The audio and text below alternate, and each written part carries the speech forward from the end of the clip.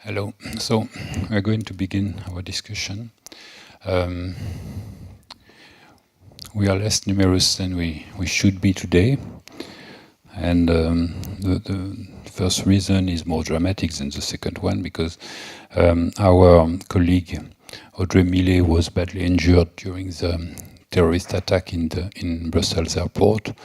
So, well, I heard that she will be fine, but she was unable, obviously, to join us tomorrow. She's still in the hospital, and well, it's some part of the actuality and context, social and political context that comes straight to our discussion. The other reason is less probably important, but the third participant to this discussion has been probably unable by the strike to come to us today. So we will have two speakers. Maybe I can briefly introduce myself. I'm not at all a specialist of contemporary drawing, although I'm working every day on drawings and studying drawings, but my field of interest and research is more contemporary drawing in the way historians talk about the contemporary period, because I'm working on the drawings produced at the very beginning of the 19th century and the end of the 18th century. So we will see whether this point of view from 2 centuries ago may shed some light, project some light on our discussion. So I want to introduce more the discussion, and I will directly ask the two speakers to begin. So first, on my left, Roderick Mills, who is an illustrator and an artist, teaches illustration at the University of Brighton, and is also the chairman of the Association of Illustrators in Great Britain. He is a researcher reflecting on the relationship between illustration, contemporary art, and technology. So he will talk first. Okay, please. Bonjour. I apologise for presenting in English. It's just a lot easier for me. So my name is Roderick Mills. I'm an artist illustrator. I teach at the University of Brighton, and I'm also deputy chairman of the Association of Illustrators. Drawing and research, subject and territory.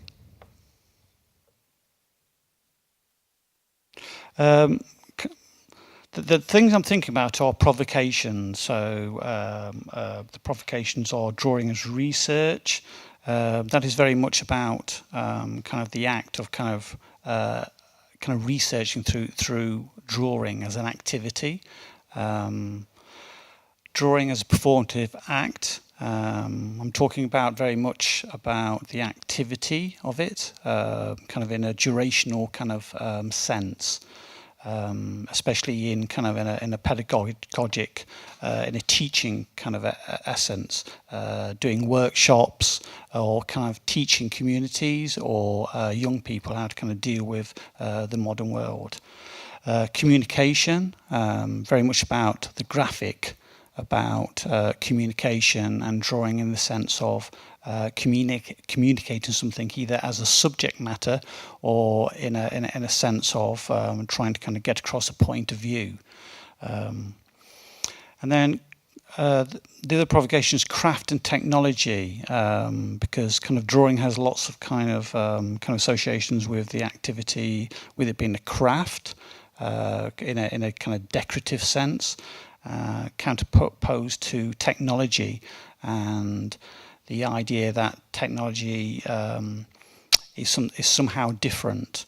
So it's kind of it's a duality between those two things. And mindfulness, and that provocation is very much about dealing with technology and kind of overcoming it somehow through the activity of drawing. So it's a kind of meandering little kind of talk, punctuated by a lot of quotes, which kind of more kind of succinct than myself in actually explaining what I'm actually kind of researching.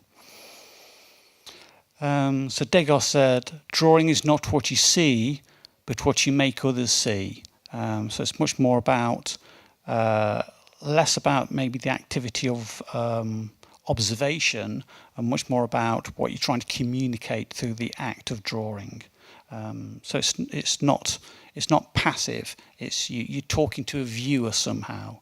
And I think there's lots of correlations between the previous speakers on the other panels, both kind of this morning and this afternoon. John Berger on drawing. To draw is to look. Examining the structure of appearance, a drawing of a tree shows not a tree, but a tree being looked at. Whereas the sight of a tree being looked at, not only takes minutes of hours instead of a fraction of a second, it also involves, derives from, and refers back to much previous experience of looking. So there's always a context within drawing and observation, and it's using kind of code in many ways. It's kind of referring to things previously said. In Nicholas Carr's book, The Shallows, he's kind of done a lot of work about distractions and the advent of technology and the speed of modern life. He said the shift from paper to screen doesn't just change the way we navigate a piece of writing, it also influences the degree of attention we devote to it and the depth of our immersion in it. It's kind of, drawing is very much like writing. It's a way of kind of thinking visually. It's also very kind of durational, so it's very much about the time spent looking and examining, which is very important, I think, in today's world.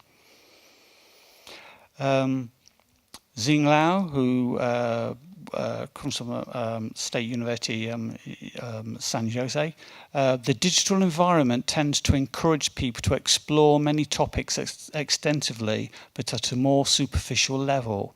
Hyperlinks distract people from reading and thinking deeply.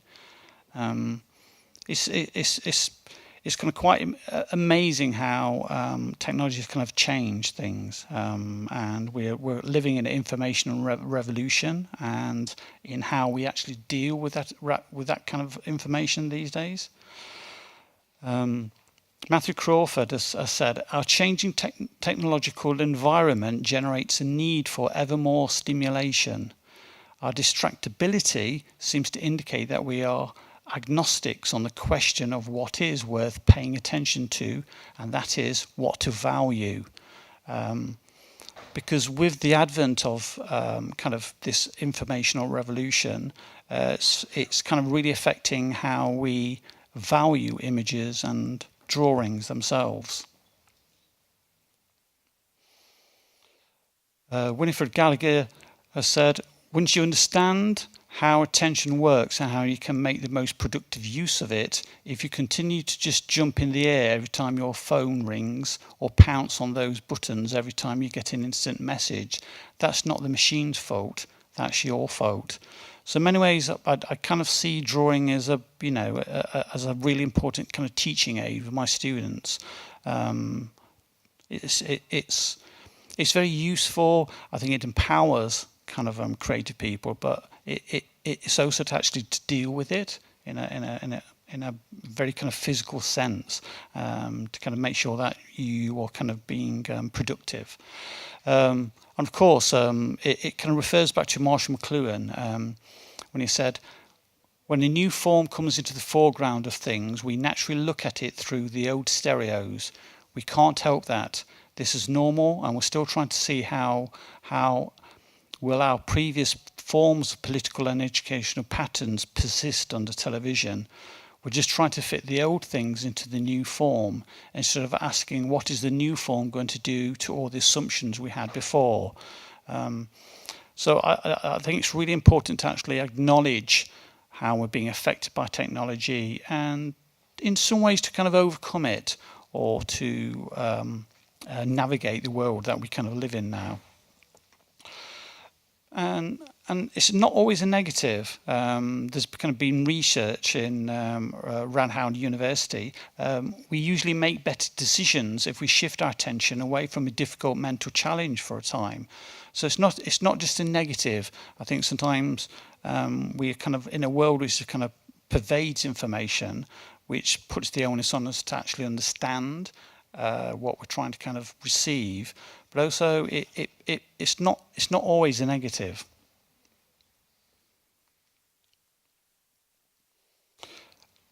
Referring to Walter Benjamin, even the most perfect reproduction of a work of art is lacking in one element: its presence in time and space, its unique existence at the place where it happens to be. I think because we mediate a lot of our kind of world today through the internet, we're bombarded by images, and of course that it proposes that it's affecting our value system of those images, because through the consumption of images, or how we are consuming images, it's affecting how we value images. Especially within the illustration and graphic design world, where, of course, copyright is now under threat, because as much as the internet kind of liberates, it also means that it's hard to kind of keep control of your images. With use of Tumblr, after 3 rebloggings on Tumblrs, you lose the metadata of that image. So we're kind of in a world with lots of challenges, and we're kind of losing lots of kind of ownership, which is a good thing and a bad thing, I would propose.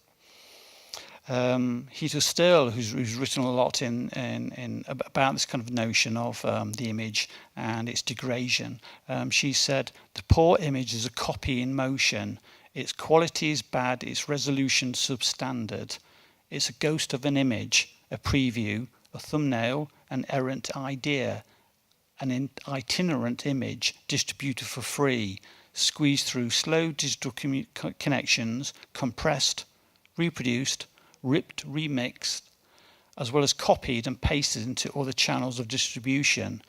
So it's very liberating in the sense that you can readapt things and keep changing things, but it's also affecting our value of images, and I think that kind of pertains a lot to drawing, which by its very nature is kind of a slowing down act, and very kind of durational.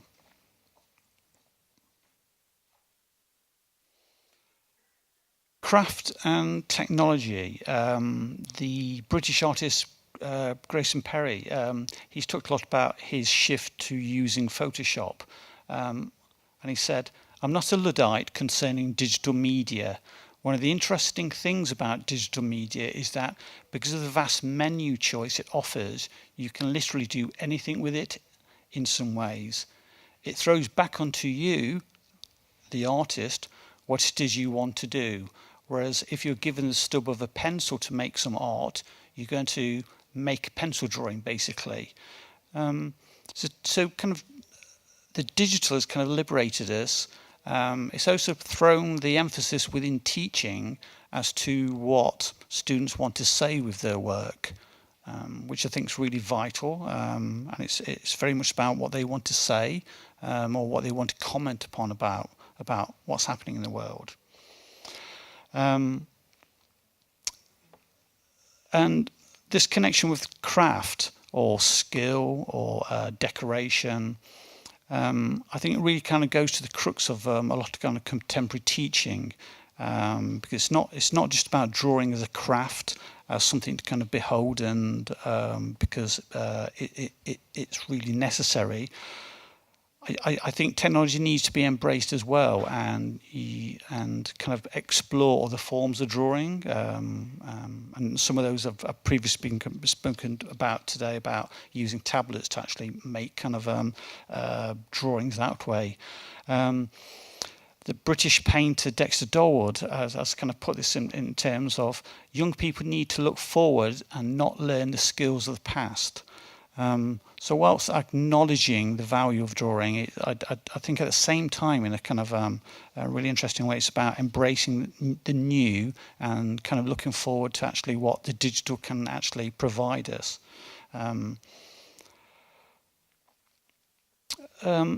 Another British artist, David Hockney, he's kind of fully embraced technology. Anyone who likes drawing and mark making would like to explore new media. Media are about how you make marks or don't make them. Also, limitations are really good for you. They're a stimulant. After all, drawing is in itself always a limitation. As previously mentioned in the panel before this one, limitations are really interesting. Having those kind of limits can really help sharpen your ideas and crystallize the language that you want to use, and also what you want to say through that language.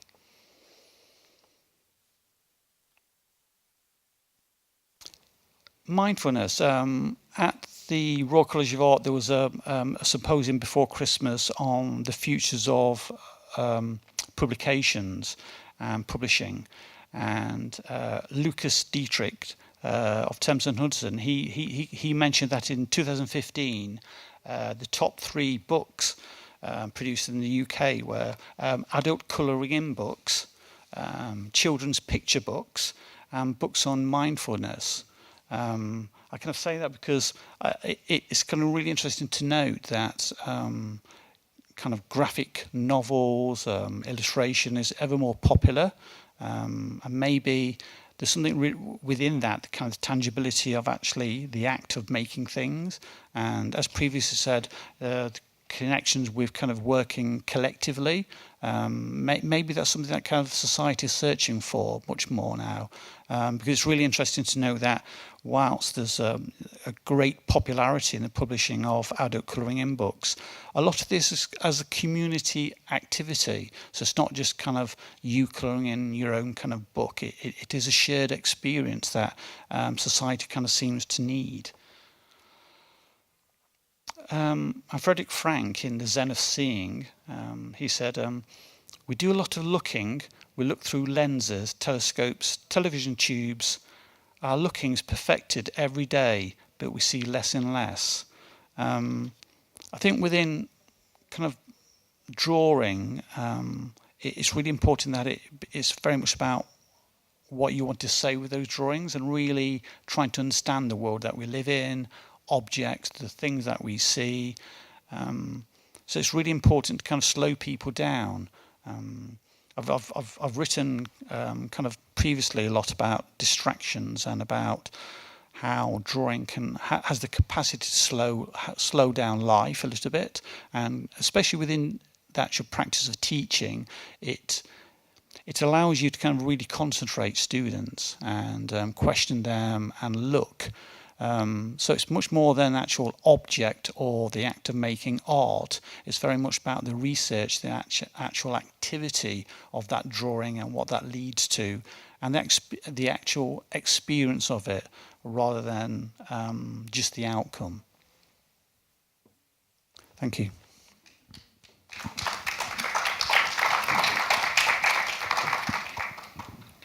Thank you very much. So I think I'm gonna go ahead with the second speaker before we have a discussion. So Pascal Lefèvre, who is a special guest professor at the Art BA at Beaux-Arts Academy at Bruxelles, and he's a scholar studying cartoons, drawing, also economy of cartoons representation, and historical aspect of the subject matter. he's working also on cinema to some extent. Thank you. Bonjour. It's been now about 30 years that I'm working on comics, but of course I'm enjoying them much longer, about 50 years now, I guess.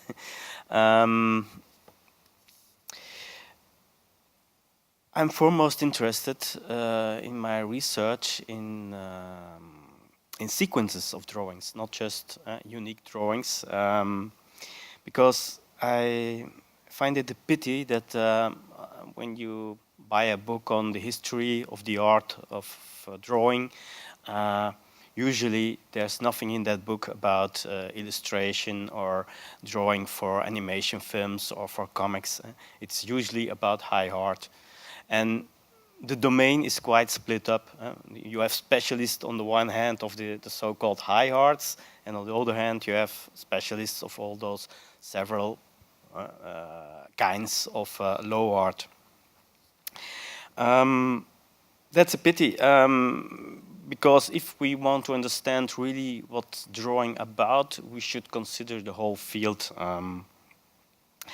I will try to sketch very briefly how my thinking and approach of drawing has evolved during the period I'm studying more on an academic level, these kind of things. So when I started out in the 1980s, it was also the period of the graphic novels, roman BD, the name that Casterman used in their monthly À Suivre. I was, of course, first as a kid I've read children's comics, but then when I was a teenager I lost my interest, and then when I was an adult you had in the late 1970s and that boom of adult comics, so I entered again this field. But it's when you study a certain medium, it's not only interesting to see what's happening now, but also to see what was happening before. A lot of what is happening now has some roots or refers to what has been in the past. And it's always good to go back to the first real interesting examples within the medium. And of course, I could have shown also examples from the 19th century, but here is a famous page from the early 20th century by Winsor McCay, Little Nemo in Slumberland.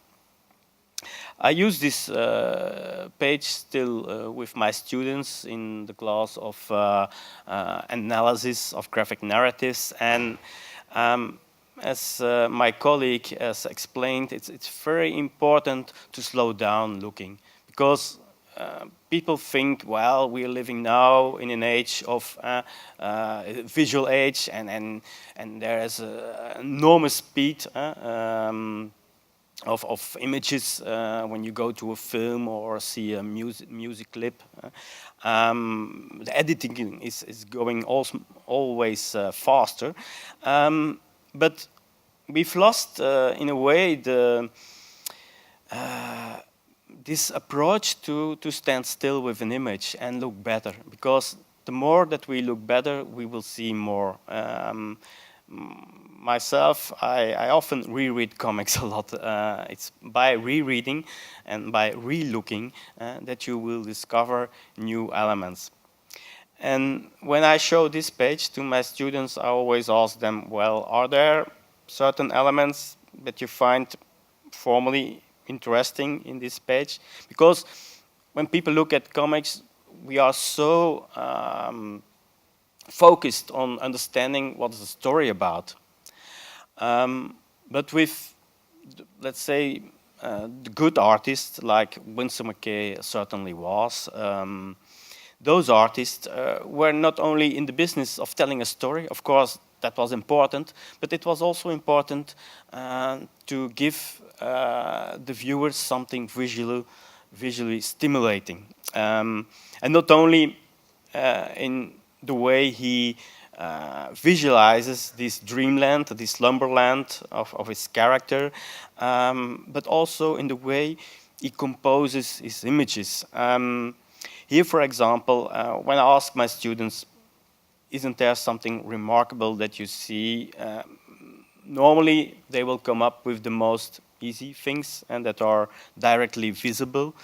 But few students come up with elements such as, here you can see the character Little Nemo. And the interesting thing is that he's falling out his bed and there is a motion line that you can trace from one panel into the other. So he falls straight from one panel into another. I believe, I don't know, we can't be sure in what way this was really conscious from the artist, but the fact is that it was drawn this way, and that's important. Another example, but I won't draw too long on this, is, for example, when you look here at the second tier, there's an interesting play. You have 5 panels, and there is a central panel with the moon, which is exactly located in the middle of this tier. And around this central panel, there are 2 panels each time with an element of mirroring. Here you have the mirroring of the opening of the door. On the other hand, you have the mirroring of the posture of the bed. That's something that it takes time. Maybe you see it, but to bring it at a conscious level, that takes some time. And it's always difficult to talk about visual things because you are talking in another medium about a medium which is completely differently organized. I've always put also the cover of the publications where my texts were published, and it was in this book edited by Thierry Groenstein, a very famous scholar here in France, originally from Belgium. And he was also one of those advocates of Winsor McCay. He put up a big exhibition in Angoulême.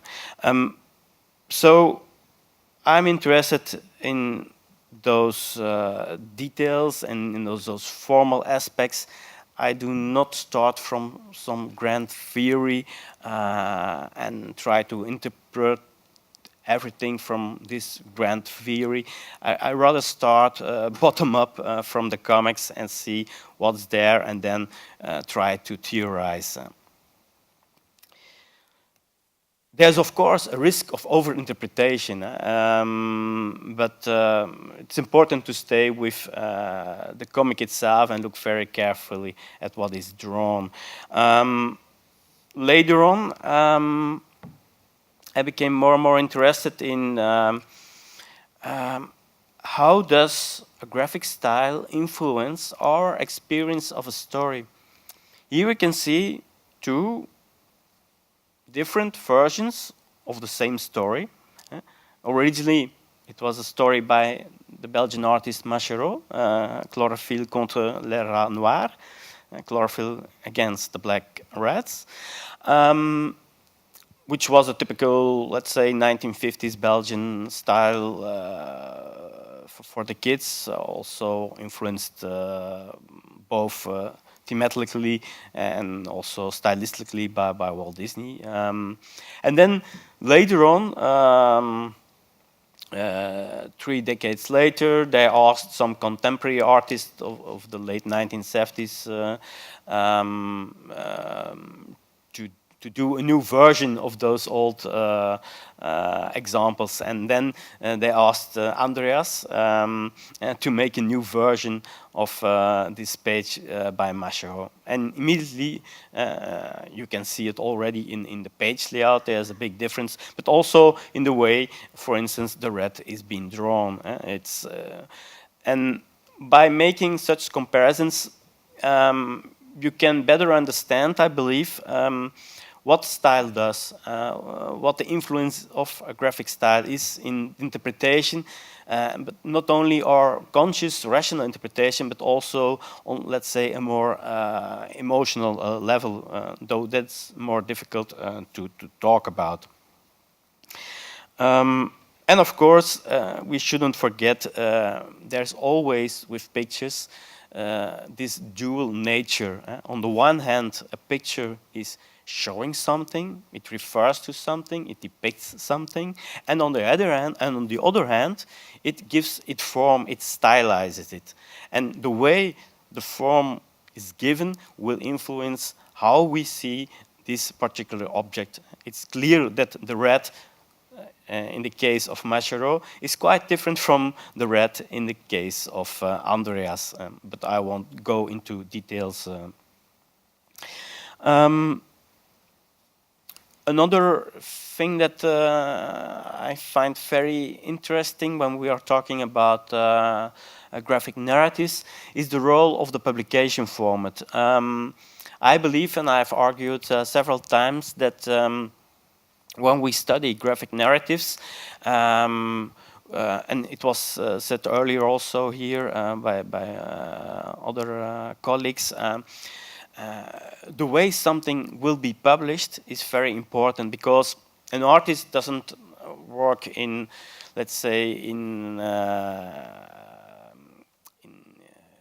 blank space. He or she is always very historically defined, also locally in a particular tradition, as you can see here. And this is the manga tradition from Japan. This is an example from the early 1970s, a samurai comic. And the way comics are published is very different in Japan from over here in France, or think of the United States. Over here was, and after the war and already before the war, the tradition of the weeklies, and then after the war the album market grew and became more important. But in Japan you have those also magazines, but they are completely different from the way here the Journal Tintin or the weekly Spirou was published, because they are much thicker. An episode is there of about 20 pages almost every week. This is a completely different way of publishing comics. Also, for instance, the fact that they mostly publish only in black and white or in one color gives also a limitation for the artist. And this particular page struck me because you use an interesting play in the mise en scène and in the framing, because the perspective on this scene, you have only two characters, but by jumping over the 180-degree line makes that we are confused, that we are, for a moment, we are not clearly who is who, because they look a little bit alike, and you are not sure about the outcome of this fight. Okay, this was a recent publication. It was published 2 months ago, and where I tried to define the graphic style. How can we define a graphic style? How can we study a graphic style? I tried to sum up all the various components that make up a graphic style, and by which one can analyze a graphic style. I'm not gonna sum up all those aspects, but in essence, I think we can say that it's about selection. What do you select to represent, but also where within that frame do you draw strokes or not, what kind of strokes, and also not only about selection, but also about transformation. And those two aspects, and that's very interesting also, because that's another aspect that interests me very much, is the research on visual perception. And there also, we often believe that we have most people have I guess, the naive belief that when we look at the world, that we get a very good idea of the world, and more or less that is the fact. But there is a lot of research that's been called change blindness research. And when you test people and you show them a photograph, and then a little bit modified photograph, and you ask them, without showing the first version, what has changed. Most people won't notice very important elements in the picture. There's also that famous video with that gorilla who is running through a basketball match. But when you are informed before that you have to look at the basketball match, a lot of the people don't notice the gorilla who is jumping between the people. So also our visual perception works by being very selective and also transformative. And that's needed because we can't grasp the complete image. There is too much information in every second that we see. Also, we can only focus on a very small part, and the rest of our field is rather vague, but we don't feel it that way. So now I come to my last phase of research, most recent. I started out by doing those close readings or slow lookings quite in an individual way, I have to admit. And nowadays, I'm more and more interested also to test empirically aspects of our understanding of drawings.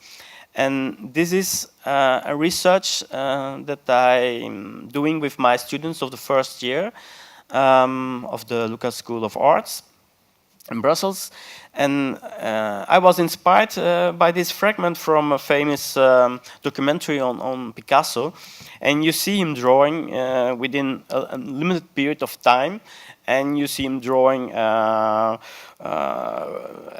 some time it's a fish, later on it becomes another animal, and so on. And the drawing always keeps changing. So my students have developed a similar way of evolving drawing, a drawing where you, at different phases, you get another finished idea, let's say, and then after some strokes that are put in drawing, the most important interpretation changes of that drawing. So we put up an experiment with more than 200 participants, and we stopped the drawing, the evolving drawing, at precise moments, and asked people, well, what do you see at this moment? And there is some variation between the people, what they see, especially in the phases when we are in between two clearly identifiable images. But I can't say a lot about this research because it's still in the process of research. So this was, hope briefly, my way through the study of style. I haven't shown a lot of contemporary comics artists, but the methods that I use can be used also for contemporary drawing in comics or in other fields, I guess. Thank you.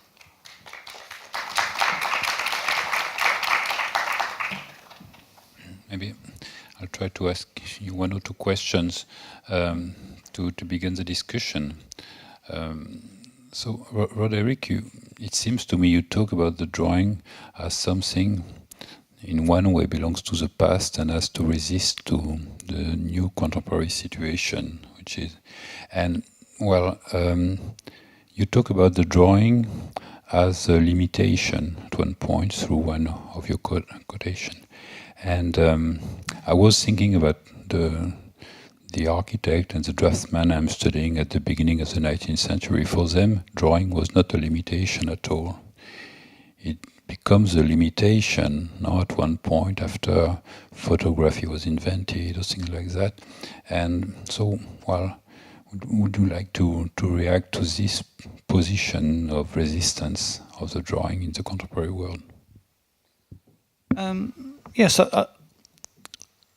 I think the limitation comes through maybe other choices of media, or maybe the context of how it's seen now.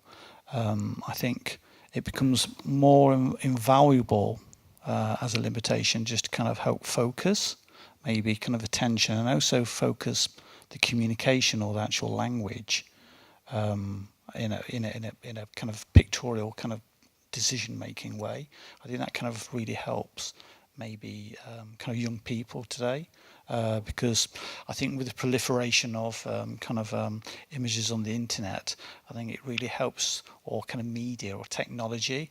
I think those limitations really help, just to kind of clarify what people want to say, or it becomes very beneficial, I think.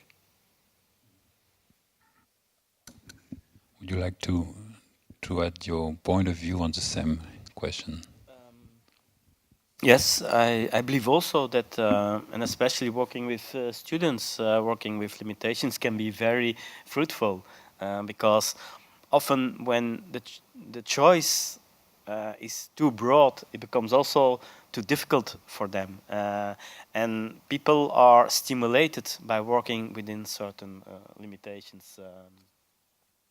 I understand, but well, let me skip to another question that has something to do with this first one. You pose at the beginning of your talk high art and low art regarding the question of drawing, and well, for me, drawing is first a tool. And it appears like now it has become only art, being low or high. And the fact that the drawing is no more, let's say, a tool or something used in everyone's life to imagine, to reproduce, to take notation of what they saw, etc., changes obviously very much the status of the drawing. And probably, well, we could come back to the former point, because if drawing is only art, is no more something that is used in technology, is used in geography, in observation of nature, but maybe it is still, I don't know. So what do you think about this, separation between art and more practical use of the drawing? Yes, of course, and especially in very evolving field nowadays is information design, where the combination also of words and pictures is very important, and where an information designer tries to clarify, let's say, some data. They can be from various kinds, but thanks to using drawing amongst other things and trying to concretize or to symbolize or to make it more approachable, and that is, I believe, they are not thinking of now I'm doing art, but they are in the business of communication, and they are in the business of making something more graspable, more communicative than before. So I believe drawing, as been said various times this afternoon, has still this function in various fields, and unfortunately there are not many theorists of drawing. There are only a few people who are interested in the broad field of drawing. I believe there is still a lot to do in seeing those comparisons between the various uses and the various functions of drawing. Also, of course, in the field of graphic narratives, one of the functions of drawing is to get the reader into the story. But drawing can have many different uses and functions. So I believe that it will certainly not become less. But as my colleague Philippe Mariot has said, also in cinema nowadays, if you think of the more and more so-called live action movies, that they look very photorealistically, but they are made from another concept where graphics plays a real crucial role, though you can't see it immediately. Is that clear? I don't know. Yeah. No, yeah. To clarify, maybe what I wanted to say about this idea of drawing being a limitation. You know, I'm studying architects and design from the beginning of the 19th century, and these people, they were young at 13. They already were outstanding draftsmen, while they were almost unable to write French, and they also could get the Rome Prize, you know, become very important architect without being able to write one page properly. And the drawing was not a limitation. It was the only way to earn money, be recognized in society, and even more to express themselves. It was not only a tool, it was a tool that was able to become something like an artistic expression. So, well, obviously, this situation, and I talk about, for example, Jean-Jacques Lequeux, the so-called revolutionary architect, who was a craftsman, a carpenter, educated as a carpenter, never find a good job, and went on producing drawings who are precise like technical drawings, but talks about a very bizarre conception of architecture and ornament. And about Charles Percier was maybe the most important designer of the beginning of the 19th century, and was writing to his friend John Flaxman using a very rough, awkward French. And so there is such a change between the beginning of the contemporary period, as for historian, and nowadays. And maybe we can return to what has been said before during the first discussion, but the fact that nowadays, in one way, everybody draws. No? So there is also this other possibility to consider drawing not like an expert or professional activity, but an activity of everyone. How does that connect with your point of view as an illustrator? Well, because we're in an age of the image, that's how we kind of read the world or navigate it. Because even with like the iPhone, it's all image based. So it's all about images to touch, to react to. It's a very universal language, and I think drawing is that kind of tangible kind of way of communicating really directly. It also refers back to kind of a tactility, and so you're much more aware of the making of it. So you read it in a much more kind of maybe kind of open way, or especially in a world where questions about what real is, and kind of virtual reality. I think kind of drawing kind of refers back to things which have that kind of tangible kind of kind of reality, so you kind of understand it a little bit easier. I think it's really interesting that I don't know the figures within France, but I know within the UK, I know within kind of the visual arts, the there's a really high percentage of kind of students with dyslexia or the kind of learning difficulties, and so it's really interesting how people kind of with difficulties in kind of articulation or writing or kind of trying to communicate that way. It's really interesting that the visual becomes much more an immediate way to actually communicate.